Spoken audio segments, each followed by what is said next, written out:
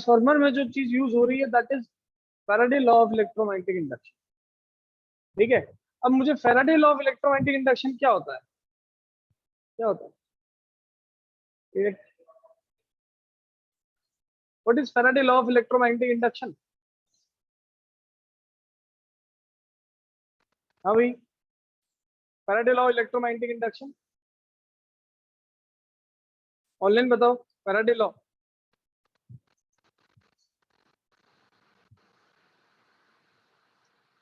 Unmute facility दे दूंगा इनको।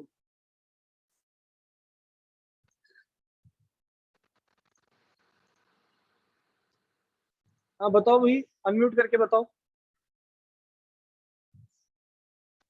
Unmute facility है आप Sir, लोगों के induced pass. EMF is equals to rate of change in magnetic flux. The rate of change of magnetic flux is directly proportional to the EMF induced in a coil। ठीक है, उस coil से जितना magnetic flux change होगा उसी पे depend करेगा कि उसके अंदर कितना ईएमएफ इंड्यूस होगा। ये हमारे पास आता है Faraday's law of electromagnetic induction. कोई दिक्कत वाली बात नहीं है, सिंपल सीधी सी बात थी, आराम से कर सकते हैं। अब Faraday law of electromagnetic induction पे ही बेस्ड ये क्यों है, आइए इसकी बात करते हैं। पहली बात तो ट्रांसफार्मर होता क्या है? तो ट्रांसफार्मर एक ऐसा डिवाइस है जो कि वोल्टेज को बढ़ाने या वोल्टेज को घटाने का काम करता है। जब हमारे घरों में पावर सप्लाई आती है या हमारे घरों में जो इलेक्ट्रिसिटी आ रही है, हम उस इलेक्ट्रिसिटी की अगर बात करें तो वो इलेक्ट्रिसिटी बहुत हाई पोटेंशियल पे आ रही है।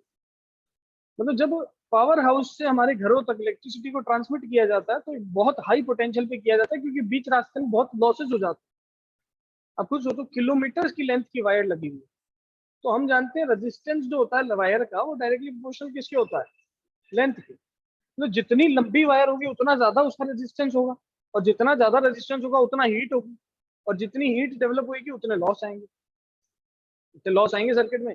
तो इस लॉस को कंपनसेट करने के लिए हम पावर हाउस से जब इलेक्ट्रिसिटी को भेजते हैं, तो जो पावर हाउस से इलेक्ट्रिसिटी भेजी गई उस इलेक्ट्रिसिटी को हमारे घरों तक बहुत हाई पोटेंशियल में भेजा जाता है, ताकि बीच रास्ते के जो लॉसेस हैं उन लॉसेस को हम क्या कर दें, कंपनसेट करते हुए। समझ में आई बात? ये हमने करंट इलेक्ट्रिसिटी में भी बात की। लेकिन जब हमारे घरों तक फिर पोटेंशियल जो आ रहा है, हमारे घरों तक जो करंट आ रहा है वो बड़ी हाई पोटेंशियल पे आ रहा है, बहुत हाई पोटेंशियल डिफरेंस पे आ रहा है। लेकिन हमारे घरों के अंदर कितना पोटेंशियल डिफरेंस चाहिए, 220। 220 से ज्यादा आएगा तो अप्लायंस खराब हो जाएंगे, तो कंप्यूटर लैपटॉप्स वगैरह ये सब क्या हो जाएगा, बिल्कुल खत्म हो जाएगा। तो इसको बचाने के लिए हम क्या करते हैं, हम एक ऐसा डिवाइस लगाते हैं जो कि बहुत हाई पोटेंशियल जो आ रहा था उसको क्या कर दे, लो पोटेंशियल में कन्वर्ट कर दे। जो बहुत हाई पोटेंशियल आ रहा था उसको क्या कर दे, लो पोटेंशियल में कन्वर्ट कर दे। ठीक है, तो इस हाई पोटेंशियल को लो पोटेंशियल में कन्वर्ट करने वाला जो डिवाइस होता है उसको क्या कहा जाता है, ट्रांसफार्मर कहा जाता है। तो transformer is a device which converts this high potential to low potential. या फिर उल्टा भी काम कर सकता है, ये लो पोटेंशियल को किसमें कन्वर्ट कर सकता है, हाई में। जब ऐसा डिवाइस अपन लेकर आएंगे जो हाई को लो में करता हो या हाई पोटेंशियल को लो पोटेंशियल में कन्वर्ट करता हो, तो उसे अपन बोलेंगे स्टेप डाउन ट्रांसफार्मर। क्या बोलेंगे, स्टेप डाउन। और जो लो को हाई में करता हो उसको क्या बोलेंगे, स्टेप अप। तो there can be two types of transformer, step down transformer and step up transformer. Step down transformer का काम है पोटेंशियल को कम करना, स्टेप अप ट्रांसफार्मर का काम है पोटेंशियल को बढ़ा दे। समझ में आ रही बात?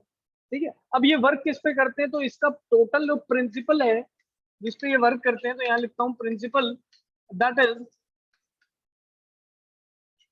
Faraday's law of EMI। किस पे वर्क करते हैं, Faraday law of electromagnetic induction. कोई दिक्कत किसी को? Faraday law of electromagnetic induction पे ट्रांसफार्मर जो है वो वर्क करता है। अब ट्रांसफार्मर होता क्या है, ट्रांसफार्मर के पढ़ने से पहले मुझे कौन बता सकता है what do you mean by soft ferromagnetic material? Soft ferromagnetic material का मतलब क्या होता है, soft ferromagnetic material?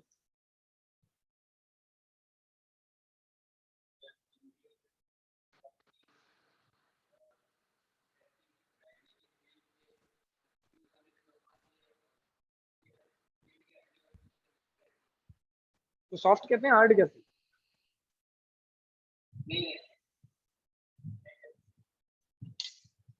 Yes online, बताओ भाई, कोई भी अनम्यूट करके बताओ अपने आप को। सर ऐसा मटेरियल जैसे मैग्नेटिक फील्ड इजीली रिवर्स करी जाए एसी करंट के फ्लो के कारण। सही बात है, एक ऐसा मटेरियल जिसके अंदर मैग्नेटिक फील्ड को हम क्या कर सकें, जैसे मान लो हमने एक्सटर्नल फील्ड में किसी ऑब्जेक्ट को रख दिया तो हम जानते हैं वो ऑब्जेक्ट खुद क्या हो जाता है, मैग्नेटाइज हो जाता है। लेकिन एक्सटर्नल फील्ड को जैसे ही रिमूव किया, एक्सटर्नल फील्ड को जैसे ही क्या किया, रिमूव किया, रिमूव करते ही अगर बॉडी अपनी मैग्नेटिक प्रॉपर्टीज जो उसके पास थी उसको लूज कर दे, तो that type of material is known as soft ferromagnetic material, जिसमें लॉसेस, मैग्नेटिक लॉसेस या हिस्टैरिसीस लॉस जो होता है वो बहुत कम होता है। ठीक है, हिस्टैरिसीस लूप पढ़ा हो, उस हिस्टैरिसीस लूप में अपन ने ग्राफ देखा था और बोला था जितना बड़ा एरिया होगा उतने ज्यादा लॉस होंगे। समझ में आ रही बात? तो यहाँ पर हम एक सॉफ्ट फेरोमैग्नेटिक मटेरियल का कोर बनाते हैं। तो मैं लिखता हूँ सॉफ्ट आयरन कोर से, यहाँ पर दो डायग्राम बनाता हूँ, ध्यान से देखना। दो डायग्राम बनाऊंगा, आप लोग खुद सोचिए बताना उन दोनों डायग्राम में से बेटर कौन सा है।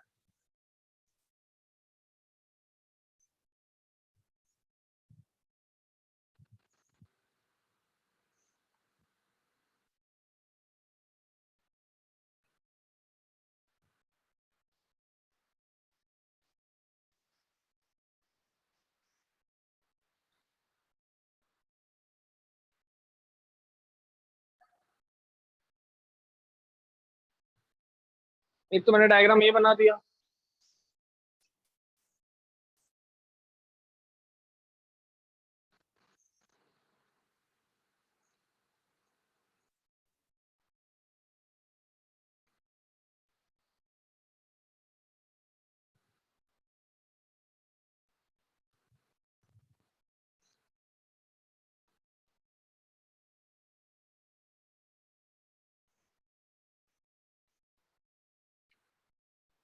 ठीक है, दो डायग्राम्स मैंने यहाँ पर बना दिए। ठीक है, इन दोनों डायग्राम्स के अंदर अब आप देखो, इस डायग्राम को और इस डायग्राम में, दोनों डायग्राम में हमने क्या किया, एक कॉइल प्राइमरी कॉइल यहाँ पर है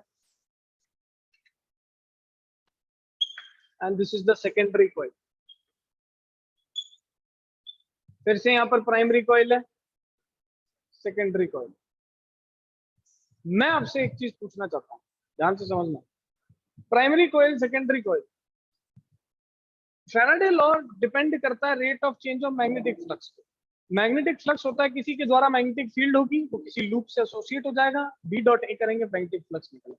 सही बात है कि नहीं? ठीक है, यहाँ देखो प्राइमरी सर्किट को देखो, प्राइमरी सर्किट के अंदर जैसे ही थोड़ी सी भी करंट की वैल्यू चेंज होने लगेगी तो जो मैग्नेटिक फील्ड बनेगी कुछ, और वो मैग्नेटिक फील्ड किससे एसोसिएट करवाना चाहते हैं हम, सेकेंडरी से, और फिर सामने भी मुझे क्या मिलने लग जाएगा, पोटेंशियल मिलने लग जाएगा फैराडे लॉ के हिसाब से।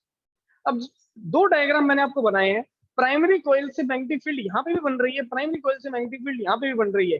ज्यादा इजीली फ्लक्स लिंकेज कहाँ हो रहा है, दूसरे वाले डायग्राम में हो रहा है कि ये जो भी मैग्नेटिक फील्ड को चेंज करेगा वो दूसरे से ऑटोमेटिक लिंक हो जाएगा।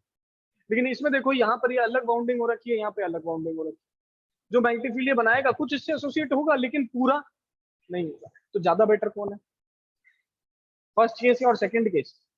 Second case. क्यों सेकंड केस? क्योंकि इसमें प्राइमरी ने जो भी मैग्नेटिक फील्ड को डेवलप किया तो सारी की सारी मैग्नेटिक फील्ड किससे एसोसिएट हो गई, सेकेंडरी कॉइल से एसोसिएट हो गई। समझ में आ रही बात? ठीक है, तो ये हमारा बेटर केस हो गया। एग्जाम में हमसे पूछा जाता है कि ट्रांसफॉर्मर में हम डायरेक्टली दोनों कॉइल्स को एक के ऊपर एक क्यों वाउंड कर देते हैं, तो क्यों वाउंड करते हैं, ताकि इनके बीच में क्या रहे, जो भी फ्लक्स लिंकेज है वो मैक्सिमम आए, एक फ्लक्स जो भी बना रहा है वो दूसरे से बहुत आराम से क्या हो जाए, लिंक हो जाए। यस और नो? सबको क्लियर है? Any problem? चलिए, ये तो बात हो गई ट्रांसफॉर्मर के डायग्राम की। डायग्राम कैसा दिखेगा, तो हमारे घरों के पास जो ट्रांसफॉर्मर्स लगे होते हैं उनके अंदर कुछ इस तरीके से सर्किट होता है। अब देखिए ध्यान से, मैं इसको थोड़ा सा चेंज करता हूँ, ध्यान से देखना, समझना। हम जानते हैं हमारा जो पावर ट्रांसमिशन होता है किसके फॉर्म में होता है, ऑल्टरनेटिंग करंट के फॉर्म में। हमारे घरों में जो पावर आ रही है किसके फॉर्म में आ रही है, किसके फॉर्म में आ रही है, एसी के फॉर्म में आ रही है। तो हमारे घरों में जो पावर आई वो एसी के फॉर्म में आई, एंड जो एसी होता है वो वेरिएबल नेचर का करंट होता है। तो वेरिएबल नेचर का करंट है, दैट मींस पीछे से जो भी मैग्नेटिक फील्ड बनेगी कैसी बनेगी, वेरिएबल। वेरिएबल नेचर की मैग्नेटिक फील्ड बनेगी। फैराडे तभी काम करता है जब मैग्नेटिक फील्ड वेरिएबल हो, जब फ्लक्स चेंज हो रहा हो। अगर फ्लक्स कांस्टेंट हो जाएगा तो ये तो काम करेगा ही नहीं ना। तो यहाँ पर पीछे से जब वेरिएबल करंट आएगा तभी वेरिएबल मैग्नेटिक फील्ड बनेगी, फ्लक्स चेंज होगा और सामने मुझे पोटेंशियल मिलेगा। इसका मतलब क्या ट्रांसफार्मर कभी डीसी में काम करेगा क्या? नहीं करेगा। ट्रांसफार्मर कभी डीसी में काम नहीं करता, क्योंकि वहां पर कांस्टेंट करंट है। कांस्टेंट करंट का मतलब कांस्टेंट मैग्नेटिक फील्ड, और कांस्टेंट मैग्नेटिक फील्ड का मतलब zero rate of change of flux. Zero rate of change of flux है तो ईएमएफ डेवलप्ड भी जीरो ही। ईएमएफ डेवलप्ड क्या है? जीरो ही। कोई दिक्कत वाली बात इसमें नहीं होनी चाहिए। हमें इतना याद रखना है भाई, हमारा जो मैग्नेटिक फ्लक्स है वो मैग्नेटिक फ्लक्स तभी चेंज होगा जब वेरिएबल मैग्नेटिक फील्ड पीछे से देखने को मिलेगी। वो तब देखने को मिलेगी जब पीछे से करंट खुद कैसा हो, ऑल्टरनेटिंग नेचर का हो। कैसा हो? समझ में आया बात? ठीक है, तो पीछे से ऑल्टरनेटिंग नेचर का करंट आएगा तभी जाके ट्रांसफार्मर वर्क करेगा, अदरवाइज डीसी पे कभी भी वर्क नहीं करता। यहां तक बात सबको क्लियर हो जानी चाहिए। सिंपल सीधी सी बात। नेक्स्ट हम इसके अंदर देखते हैं, ये अपन से बात हो गई, ये अपन से बात हो गई। अब हम देखते हैं, मान लो पीछे से जो करंट आया, पीछे से जो करंट आया वो वेरिएबल नेचर का आया और उसकी वजह से कुछ ना कुछ फ्लक्स एसोसिएट हुआ सामने। हुआ कि नहीं हो? भाई जो भी फ्लक्स सामने एसोसिएट होगा, क्या ये खुद में भी तो उतना ही फ्लक्स चेंज होता हुआ देख रहा होगा फर्स्ट कॉइल, और खुद भी क्या बना रहा होगा? ईएमएफ बना रहा होगा। दोनों से फ्लक्स लिंकेज क्या है? सेम। दोनों से फ्लक्स लिंकेज क्या है? सेम है। ध्यान से देखिए क्या होगा। मैं यहाँ पर एक इक्वेशन को लिखता हूँ और उसकी हेल्प से ड्रॉ कर देता हूँ सारी चीज। तो यहाँ पर मैंने इक्वेशन लिखा, ईएमएफ इन प्राइमरी कॉइल बनेगा minus NP d∅b/dt। EMF in secondary coil बनेगा माइनस एनएस d∅b/dt। दोनों में मैंने d∅b/dt सेम क्यों लिया? क्योंकि यार दोनों का फ्लक्स लिंकेज तो क्या है? सेम है ना। जितना फ्लक्स प्राइमरी से एसोसिएटेड है उतना ही फ्लक्स सेकेंडरी से एसोसिएटेड। मैं यहाँ से इन दोनों को इक्वेट अगर कर दूं, यहाँ से d∅b की वैल्यू निकालूं, ऊपर वाले फंक्शन में अगर मैं पुट कर दूं तो मेरे पास निकल के आएगा ES अपॉन में EP is equal to NS upon में NP, and this is the relation of transformer. अब ध्यान से देखिए क्या हो रहा है। ईएमएफ डेवलप किस पे कर रहा है? नंबर ऑफ टर्न्स पे। अगर मान लो पीछे आ रहा है 100 वोल्ट, ध्यान से सुन लेना, और आगे मुझे चाहिए 2000 वोल्ट, तो मैं क्या करूंगा? प्राइमरी के कंपैरिजन में सेकेंडरी में नंबर ऑफ टर्न्स क्या कर दूंगा? बढ़ा दूंगा, 20 ज्यादा कर दूंगा। समझ में? 20 गुना ज्यादा, 20 गुना ज्यादा कर दूंगा। क्यों? क्योंकि मुझे प्राइमरी में तो 100 चाहिए और इसमें कितना चाहिए? 2000। मुझे उसके कॉरेस्पॉन्डिंग क्या करना पड़ेगा? नंबर ऑफ टर्न्स को चेंज करना पड़ेगा। समझ में आई बात? तो ट्रांसफार्मर के अंदर जब अपन पोटेंशियल को प्राइमरी से सेकेंडरी में चेंज करवाते हैं तो वहां पर हम नंबर ऑफ टर्न्स का यूज लेते हैं। इसका यूज लेते हैं, ठीक है? नंबर ऑफ टर्न्स बढ़ाओ, नंबर ऑफ टर्न्स घटाओ, इसका यूज लेते हैं। नंबर ऑफ टर्न्स सेकेंडरी में ज्यादा होंगे तो कौन सा ट्रांसफार्मर हो जाए? खुद सोचो, सेकेंडरी सर्किट में नंबर ऑफ टर्न्स ज्यादा कर दिए तो स्टेप अप हो गया ना, वहां पर क्या आ जाएगा? ज्यादा पोटेंशियल आ जाएगा। अब अगर मैंने नंबर ऑफ टर्न सेकेंडरी में कम कर दिए तो स्टेप डाउन। तो ये स्टेप अप ट्रांसफार्मर और स्टेप डाउन ट्रांसफार्मर का मेरे पास क्या आ गया? वर्किंग। पर ठीक है, फटाफट लिख लो। बताओ ऑनलाइन सबको यहाँ तक बात क्लियर है कि नहीं? हैंड रेज करके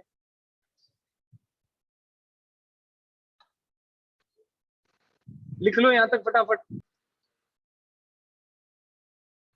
ये तो बात हो गई हमारे पास कि स्टेप अप ट्रांसफार्मर और स्टेप डाउन ट्रांसफार्मर में फर्क क्या होता है, उसको लास्ट में लिख लेंगे अपन, कोई दिक्कत नहीं है।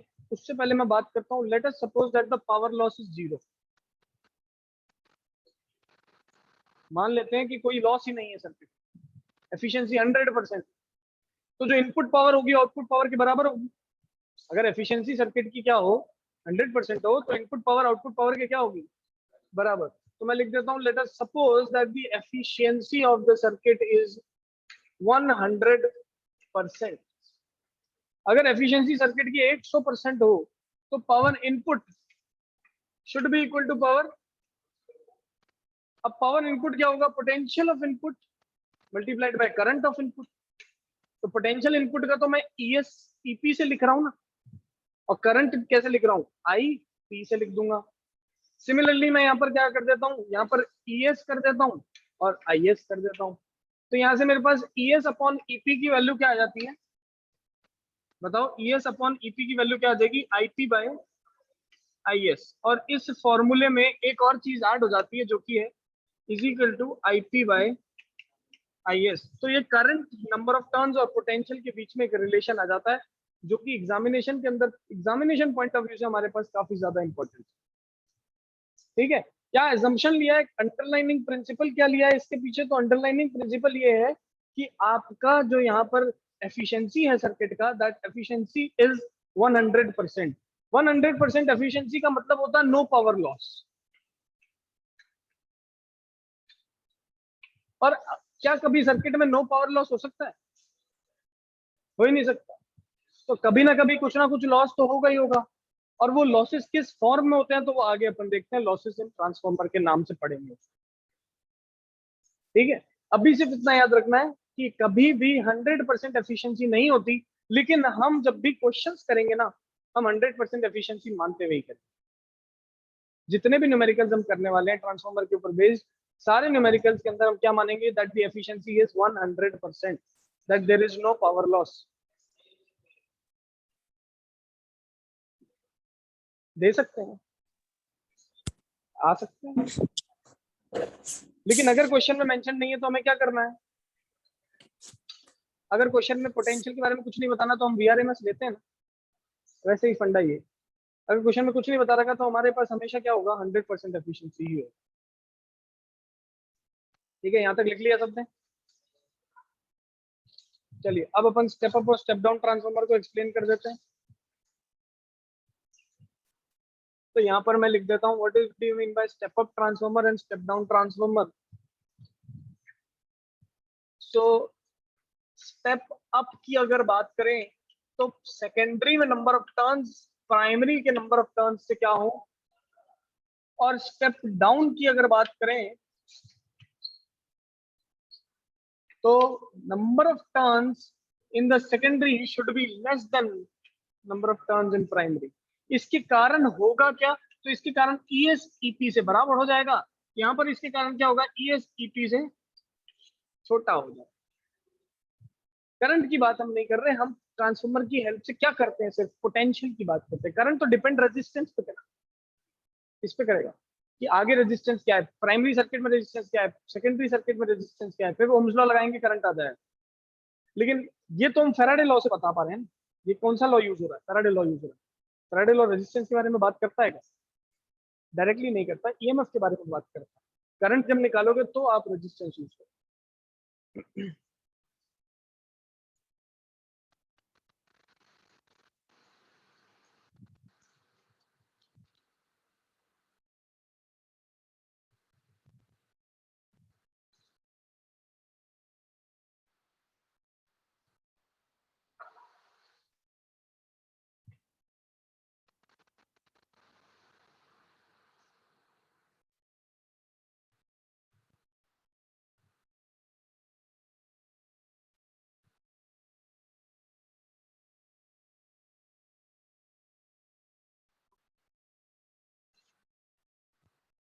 Step up transformer and step down transformer.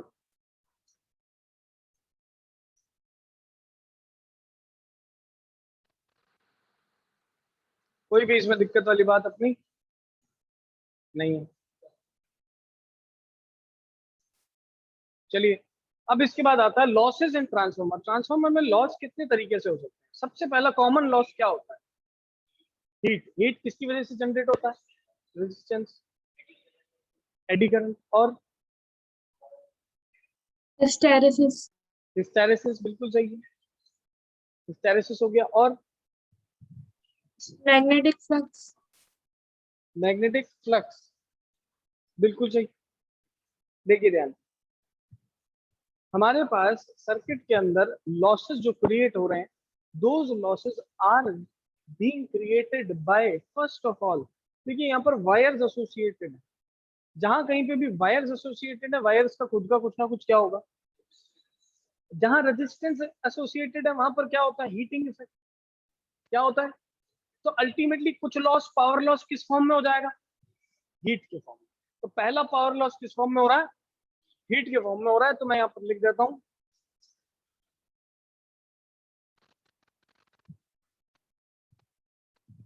Number 1 क्या लिखूंगा, हीट लॉस। ये होता किसकी वजह से है, तो रेजिस्टेंस की वजह से होता है, सबसे पहली चीज। दूसरा, यहाँ पर एक सॉफ्ट फेरोमैग्नेटिक कोर अपन ने यूज किया है। कौन सा कोर है, सॉफ्ट आयरन कोर। अब सॉफ्ट आयरन कोर हो चाहे हार्ड आयरन कोर हो, कुछ भी हो, उसके सरफेस पे मैग्नेटिक फील्ड के कारण एडी करंट बन सकता है। एडी करंट कहाँ बनता है, हमेशा सरफेसेस पे बनता है, due to magnetic field, magnetic flux के चेंज के कारण। तो इसके सरफेस पे, आयरन कोर के सरफेस पे क्या जनरेट हो सकते हैं, एडी करंट्स जनरेट हो सकते हैं। तो एडी करंट्स जो जनरेट हो रहे हैं, वो भी किसका एक एग्जांपल है, लॉस का ही एक एग्जांपल है। हमारे ट्रांसफार्मर में जो लॉस हो रहा है उसका एक एग्जांपल है एडी करंट्स। फिर क्या आता है तीसरा मेरे पास, फ्लक्स लीकेज। क्या आता है, फ्लक्स लीकेज का मतलब क्या हो गया, लीक हो गया फ्लक्स। मतलब जितना फ्लक्स हमारे प्राइमरी कॉइल ने चेंज किया, अगर उतना का उतना सेकेंडरी से एसोसिएट नहीं हुआ, तो यहाँ पर कुछ फ्लक्स तो क्या हो गया, लीक हो गया ना हमारे। तो जो लीकेज है उसको भी हम कंसिडर करते हैं किसके अंदर, लॉस के अंदर। आप खुद सोचो, 100 वेबर जितना फ्लक्स यहाँ पर बना, यहाँ पर एसोसिएट हुआ 60 वेबर, तो 40 का तो लॉस हो गया ना। तो ये जो लॉस है इसको अपन क्या कहेंगे, फ्लक्स लीकेज। समझ में आई। एंड फाइनली और लास्ट मेरे पास जो आता है, that is known as hysteresis. Hysteresis क्या कहता है कि एक बॉडी के मैग्नेटाइजेशन के कारण जो लॉसेज आ जाते हैं, एक बॉडी के मैग्नेटाइजेशन के कारण जो बॉडी के अंदर लॉस आ रहा है। अब खुद सोचो यार, आपके प्राइमरी सर्किट की कुछ एनर्जी थी, उस एनर्जी के कारण ये कोर खुद ही मैग्नेटाइज हो गया थोड़ा सा। मतलब यहां से कुछ एनर्जी इसके मैग्नेटाइजेशन में चली गई ना, जो कि हम नहीं चाहते थे। तो हमारे लिए तो अल्टीमेटली वो क्या है, लॉस है। ठीक है, तो हिस्टैरिसीस के फॉर्म में भी कुछ लॉस चला जाता है, कुछ एनर्जी चली जाती है, which is also considered as a major loss in transformer. अब एग्जामिनेशन के बारे में बता दूं तो कैसे पहले क्वेश्चन आते थे। तो पहले क्वेश्चन क्या आते थे कि explain the losses which are occurring in a transformer. 3 number का क्वेश्चन बनता था, ठीक है, ऐसे 3 नंबर का क्वेश्चन आता था सब्जेक्टिव के अंदर। लेकिन अब सब्जेक्टिव पेपर तो है नहीं, तो हो सकता है कि वो आपको 4 ऑप्शन दे दे, पूछे कि इनमें से कौन सा लॉस है ट्रांसफॉर्मर का। ठीक है, कर लेंगे। तो बेसिक आपके पास बेसिक आइडिया होना चाहिए कि ट्रांसफॉर्मर किस तरीके से वर्क करता है, उसका वर्किंग क्या है, कौन से प्रिंसिपल पे काम करता है। हो सकता है आपसे पूछ ले, what is the working principle of transformer, 4 option they they, Newton's third law, Faraday law, Coulomb's law, ऐसे करके आपको 4, गॉस लॉ। ठीक है, और आपको पता होना चाहिए वहां पर कौन सा लॉ यूज हो रहा है, फैराडे लॉ। इस तरीके से ऑब्जेक्टिव सवाल आपसे पूछे जा सकते हैं। समझ में आ रही बात। तो आपको कॉन्सेप्चुअल याद रखना है, सारी चीजें formula based to the point याद रखनी है। आप सारी सारी चीजों को रटना नहीं है। ऑनलाइन बताइए सबको, यहाँ तक बात क्लियर हुई है कि नहीं हुई, यस और नो।